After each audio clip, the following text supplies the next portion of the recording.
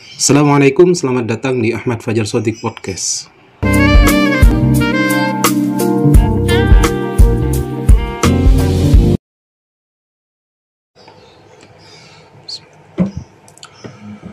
Baik, pada kesempatan kali ini saya akan membahas salah satu topik yang akhir-akhir ini sering kita dengar, sering menjadi perdebatan di media sosial kita, yaitu tentang bangsa Arab atau budaya Arab, di mana ini lekat sekali dengan agama Islam ya, karena memang Islam berasal dari Jazirah Arab. Tepatnya saya akan mengambil beberapa poin dalam buku Fiqh Sirah Nabawiyah karangan Dr. Said Ramadan Al-Buti rahimahullah, pada bab tentang rahasia mengapa Jazirah Arab kemudian menjadi tempat tumbuhnya Islam. Baik, poin yang pertama adalah kita lihat kebudayaan-kebudayaan yang maju, yang berkembang pada saat Islam tumbuh di Jazirah Arab pada waktu itu. Ada dua kekuatan besar di dunia pada waktu itu. Yang pertama adalah Romawi, kemudian Persia. Yang keduanya sama-sama ingin memperlebar daerah kekuasaannya. Di Persia itu sangat lekat sekali dengan ajaran-ajaran keagamaan. Ada Zoroaster dan juga Mazdakiyah. Tapi ajaran-ajaran agama yang ada di Persia itu banyak sekali nilai-nilai yang bertentangan dengan fitrah manusia. Di antaranya adalah salah satu raja itu bernama Yazdarid kedua itu menikah dengan putrinya sendiri, karena memang di ajaran mereka itu lebih mengutamakan untuk menikah dengan ibu, begitu, dengan anak, dengan keluarganya sendiri. Kemudian untuk kasus yang ada di Romawi, mereka salah satu bangsa yang kemudian kita kenal dengan bangsa yang melakukan ekspansi keluar negaranya ya. Dan juga di balik ekspansi itu juga mereka menyebarkan agama Kristen tentunya. Mereka juga kita kenal banyak sekali mengambil pajak-pajak dari daerah-daerah kekuasaannya, yang kemudian dengan banyaknya fasilitas itu membuat kehidupan mereka hedon begitu ya, hanya mementingkan materi dan tidak ada nilai spiritual di sana, sehingga disebutkan dalam penjelasan Syekh Buti terjadi juga kemerosotan moral di sana disebabkan hal itu. Budaya materialisme tapi tidak dibarengi dengan pembangunan rohani ya, atau spiritualisme. Kebudayaan-kebudayaan lain di luar itu, di luar Romawi dan juga Persia, ada kebudayaan di Hindustan ya, di daerah Hindustan. Itu juga disebutkan oleh beliau dalam penjelasannya bahwasanya menurut para pakar sejarah, awal abad ke-6 Masehi itu memang menjadi kemerosotan baik segi moral dan kebudayaan di kebudayaan Hindustan.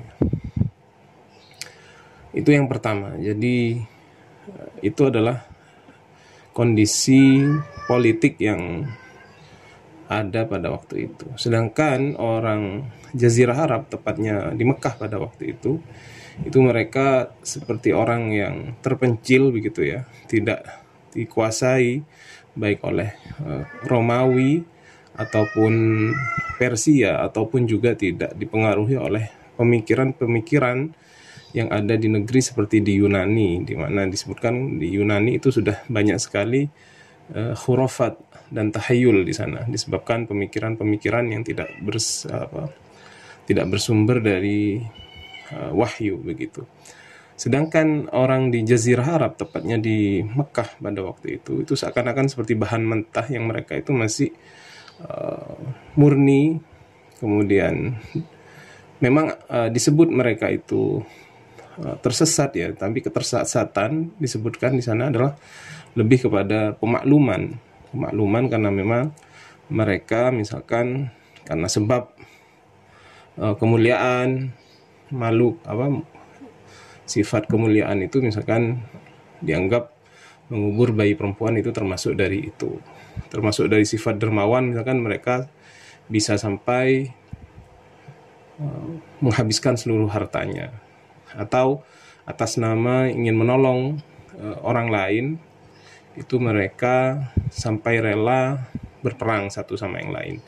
Nah, ini tipikal bangsa Arab pada waktu itu. Jadi di sini terdapat hikmah ilahi yang disebutkan oleh beliau, di mana nanti ketika Rasulullah tumbuh dan besar di Mekah, di Jazirah Arab itu, tidak ada lagi celah bagi orang untuk mengatakan misalkan Rasulullah terpengaruh oleh ajaran-ajaran yang berkembang pada saat itu. Tentunya tidak bisa demikian, karena memang murni Jazirah Arab pada waktu itu tidak terpengaruh ya, baik dari ajaran filsafat Yunani ataupun pemikiran-pemikiran yang dari Persia, ataupun keinginan untuk menguasai daerah lain sebagaimana Imperium Romawi.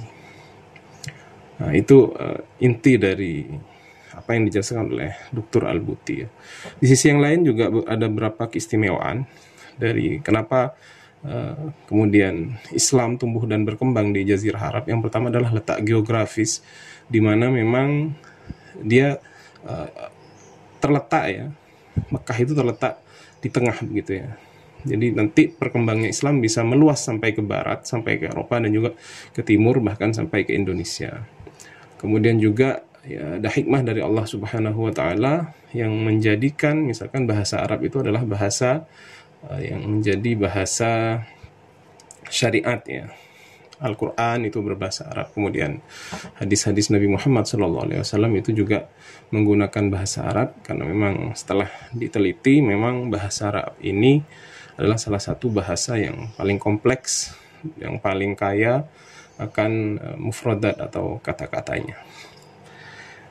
Baik, saya kira itu hikmah dari atau poin-poin penting yang bisa kita ambil dari buku Fiqh Sirah An-Nabawiyah, yang intinya bahwasanya ada hikmah kenapa Islam itu tumbuh dan berkembang di Jazirah Arab, tepatnya di Mekah.